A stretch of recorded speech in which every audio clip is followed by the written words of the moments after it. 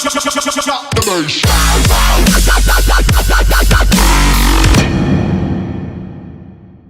been a while since I uploaded a video, and I've been wanting to kind of film something lately, and you guys are probably wanting to know what's happening. And you guys are probably wanting and deserving an update with what's happening with Judy.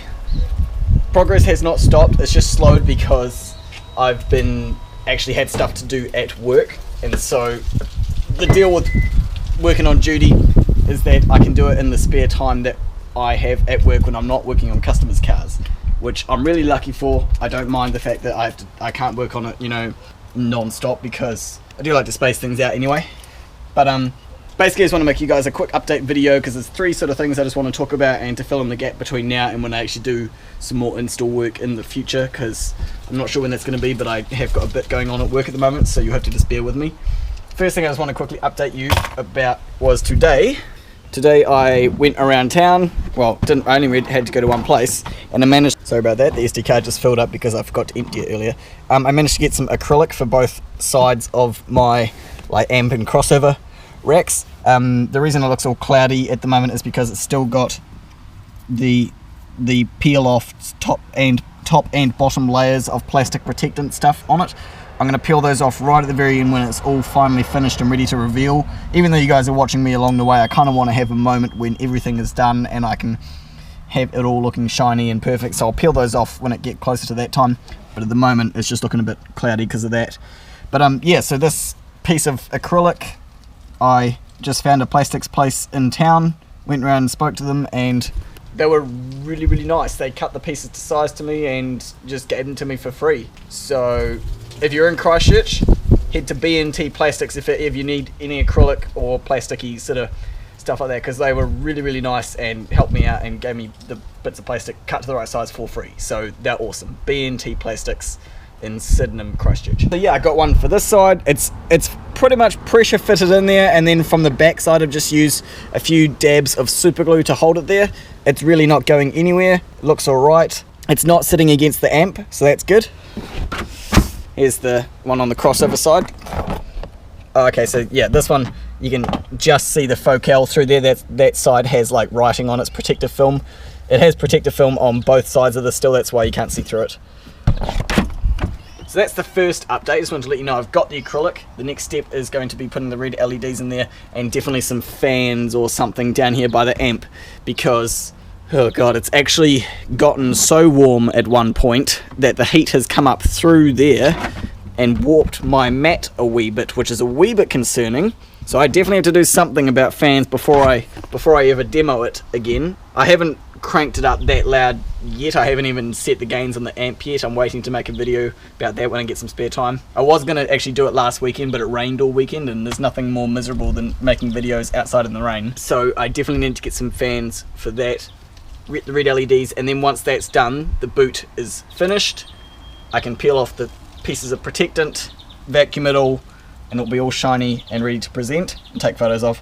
So that's the first update. The second update is in regards to my front speakers. If you are unsure, you can check out my last video, link up here. I installed my Focal PS165FX Flex Series 2-way 6.5-inch components, and I love them. They sound amazing, but I can't stop thinking in the back of my mind, Focal make a 3-way set. They make a three-way set of these speakers, the Focal PS165F3, which are the same speakers, except they also have, I think it's 3-inch. They have a 3-inch mid. Do you call it a mid? Because I know a lot of people call the 6.5 inches mid. I call those mid bass, the little one 3, and then the top one high or tweeter. But anyway, they have a little 3-inch mid with them as well. And here's what I really want to do, but I'm kind of scared to try. This car is only set up for 2-way components. It's got a 6-inch woofer and a grill up here for a tweeter. But I really love those 3-ways, and I can't help but keep thinking, oh, I wish I had the 3-ways in here. Who doesn't love a good 3-way? I really want to put the 3-way components in here somehow. And so here's what I'm thinking. I intend to keep the 6 inches where they are. They will have to be swapped out for the ones for the F3 set, because the PS5 FX The PS165 FX have a phase dome in the center, but the F3s just have a dust cap, so I do need to swap the woofers out.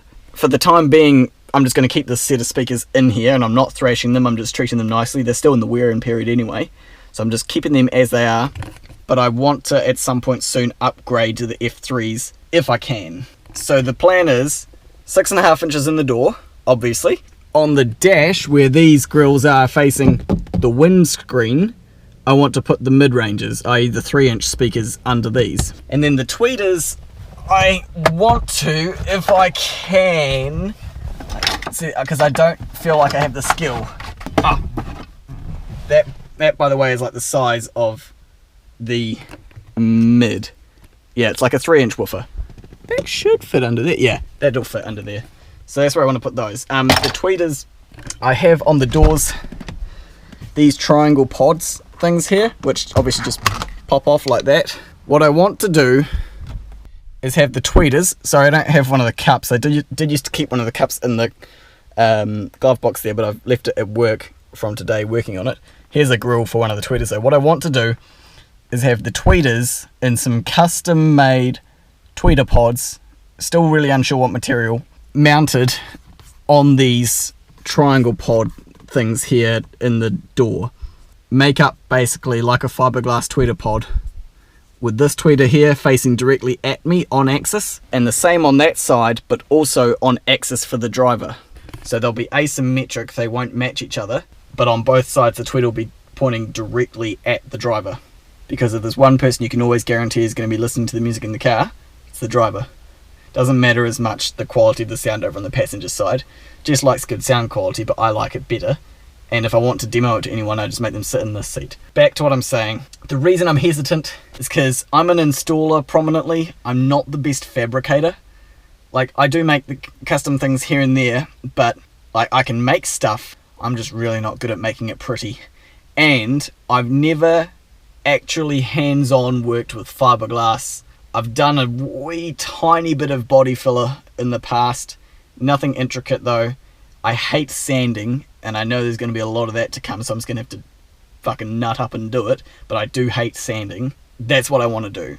I want to put 3-ways in this car, with the mid-ranges on the dash and the tweeters on some custom pods on these triangles here. I'm sure I'm going to get a lot of recommendations and ideas in the comments section. I think I've already got an idea of what I'm going to do anyway, guys. Because I didn't want to, tell you guys, oh, I should put 3-ways in here before I was 100% sure about it. That being said, I'm still not 100% sure, but I'm pretty sure, and so I feel like I can let you in on the secret. All I can say, it is my intention to put 3-ways. That's probably the 50th time I've said 3-way. I want to put the F3s in here. My intention is to put the F3s in here. Still kind of in the planning stage as to how I'm going to mount them, what they're going to look like, how it's going to be finished. What I would really like is if someone made a pre-made tweeter pod for this car. I would buy that in a heartbeat, rather than trying to custom fabricate something myself. If you're in the States, because typically this sort of stuff comes from America, if you're in America and you know of a website where you can get this sort of thing, or if you have seen any pre-made tweeter pods for this car, it doesn't have to be these triangles. If you've seen them mounted in these handles or something, any pre-made tweeter pods for this car, please drop a link down in the description, because I will definitely check them out. I'm so keen to just buy some tweeter pods rather than make them, because it's not that I'm afraid to try making this stuff. It's just I really want this car to turn out good looking and pretty, and I'm obsessive about it looking good. And the fact that it's a territory I haven't ever been into before makes me a bit sketched out by it. But anyway, now you guys know, I intend to put the F3s in here at some point in the near future. It's kind of what I've decided to work on now, which is why you guys haven't seen much any videos lately, because I've just kind of been mulling this all over my head and trying to figure stuff out as to how I'm going to actually mount it there. I've already made a couple of donuts up, but I can't, I don't know, guys.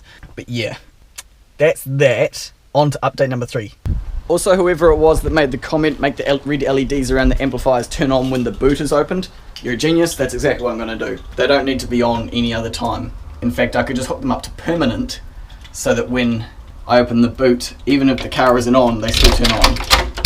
That's a good idea. I'm going to do that.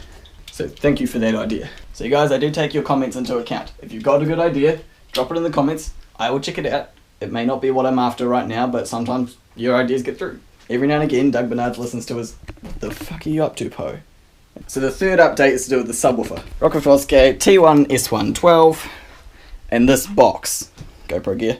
So this is the Rockford Fosgate P312 box. If you're unfamiliar, Rockford Fosgate actually make an active subwoofer with a built-in amplifier and everything all enclosed with a grill called the P300-12. And this is the box for one of them. I've talked about this before in the past, but in case you haven't heard it, I called up the Rockford Fosgate suppliers and asked them if they had any damaged or sent back boxes lying around, because I really like the way this one looked in my car. But obviously I wanted a more powerful subwoofer. And luckily enough, they actually had one, and the suppliers sent it down to me for free, which is awesome, and so I love them for it. But anyway, the issue was this subwoofer is bigger, more powerful and better, did not fit straight into this box. So normally the subwoofer that comes with this thing sits down into in through the first baffle and onto the second baffle here, which kind of gives it a more flush look. But this diameter here is too small for the mounting diameter of the subwoofer, and this diameter here is too small for the outer diameter of the subwoofer as well. So it does not fit in. So I knew I was going to have to do some modification, either widening these holes up or something, but I've actually come up with a solution that I am happy with. These bits here were like extra bits of vinyl that I've cut off, because they used to go down and overlap that piece of board as well, but I've cut them off so that they only go down there. And the reason for that is I made a donut. Wooden donut, and this just perfectly, like wedges in there. So this fills in that gap, brings it up to level with the board. That sits in there, and this inner diameter is perfect for the subwoofer. You can actually see, if you look real close, there's like a millimeter of difference between this diameter and that diameter, which is why the subwoofer didn't really fit in there before, but now it fits perfectly. So if I get this, actually, so now the subwoofer fits perfectly. Does not even, it has like a millimeter of wriggle room, which is perfect. So that's good. I figured out how I'm going to sit this in this box. I actually originally wanted like the sunken in look, like what the original subwoofer looks like, but I've decided since that I do prefer the proud look where it's mounted straight on top of the outside wall, because I don't know, it looks a bit more badass like that, I think, and I really love this sort of chrome ring which goes around the outside of the subwoofer, and I don't want to miss that. And also having it out like this actually means there is slightly more airspace inside the box, which I'm going to need every cubic inch I can get with the subwoofer, since it is a slightly small box. But yeah, that's the third update. I've got the donut made for the subwoofer. Pretty soon I will use wood glue to secure this in here. I need to take these T-nuts off the back of here. But yeah, I can glue this into here, put that on, drill the holes. Yeah, drill the holes so that this subwoofer can mount in there. But before I can put it in the car, if you weren't already aware, I do intend on strengthening this box by fiberglass in the inside, because it's pretty thin for a woofer this powerful. It's 600 watts RMS, by the way. The woofer that did used to go in here was 300 watts RMS, so it's like double the power. So yeah, I intend on strengthening this box with fiberglass and resin on the inside at some point. And the other thing I have to do is make up a panel to go here, which will, hold my connector, probably speak on or something, because here is where the original amplifier used to mount. So I need to make up a panel that goes there, seals it up, and can have it disconnect. So yeah, that's the third update to do with the subwoofer. Basically that I just made this ring and figured out how I'm going to mount it in there. So yeah, hopefully you guys enjoyed this quick update. I want to try and keep you guys in the loop, because I know I haven't uploaded in a wee while now. When will you next see me? I am going to try and pursue this PS165 F3 mounting thing kind of first, so maybe a little while before I upload another video, because what I essentially want to do is get the pods made for the tweeters to go in before I even order them, because I want to guarantee that they're going to work before I go and order these speakers and pay for them and everything. So it's my intention, it's just not a guarantee. But yeah, so near up jobs to do on the Legacy. Obviously I've got get the tweeter pods made, switch out the PS165 FX speakers for the F3s, get those installed. Oh, and I do need to, when I do that, I need to run another whole set of wires for the mid-ranges, no, for the new tweeters, from the crossover point on the back left of the car all the way into the doors where the wires for the tweeters will be. So I need to run new wires for those, swap out the crossovers. That shouldn't be too hard because the F3s have the crossovers have the same profile or footprint as the FX. So I need to do that. I need to install some red LEDs around the crossovers and the amplifier, and I need to install fans in the amplifier bay. And then once that's all done, I'll move on to the subwoofer. I need to strengthen the sub box. Well, I need to glue in that donut. I need to glue in the donut, strengthen the sub box, put more Dacron polyfill stuff in it. Well, it's not polyfill. I need to put more Dacron in it. Mount the subwoofer. Before I mount it, I should probably make up a connection. Before I mount the subwoofer, make up a panel to cover that big hole on the side with my quick disconnect, and wire up the subwoofer, put it in the boot, test it, etc. And after all that is done, after the subwoofer is all done, the amplifier is tuned and cooled down with the fans and the new speakers are in, then we'll be looking at sound deadening the car. I think I had a list around here somewhere. Yep. Tune amp, something I really need to do sometime soon. Modify the sub box to fit the subwoofer. I can cross that off the list. Modify the sub box to fit the subwoofer. Done. So yeah, tune amp, install fans and LEDs in the amp bay, strengthen the sub box with resonant and fiberglass. I didn't have fiberglass written down here originally because I was just going to resin it and fiberglass the edges. But one of you pointed out that just resonant alone won't really strengthen the sub box at all. I thought it did, but apparently you need the fiberglass everywhere for it to make any difference. I asked Grant about it and he thought about it and agreed, so I will be fiberglassing the whole inside of it. So that's me taking note of your comments. Strengthen the sub box with resin and fiberglass. Install and wire up the subwoofer. Install the new three-way speakers. That sort of job is probably going to be going on the whole time while I do this. I don't sort of do things in blocks. It's all just kind of a mesh of happening at the same time. Do that, and then sound deaden all the doors and the wheel arches and the floor as much as I can. At which point the sound system will be done. So that's all I've got left to do. Plenty, but not much. So yeah, that's pretty much it for this update, guys. Hope you guys enjoyed the video slightly, or at least now feel more in the loop. Slightly excited for the three-way speakers, hopefully. Thank you for watching. Choose to be happy, and I'll catch you in my next video, hopefully. Ka kite ana.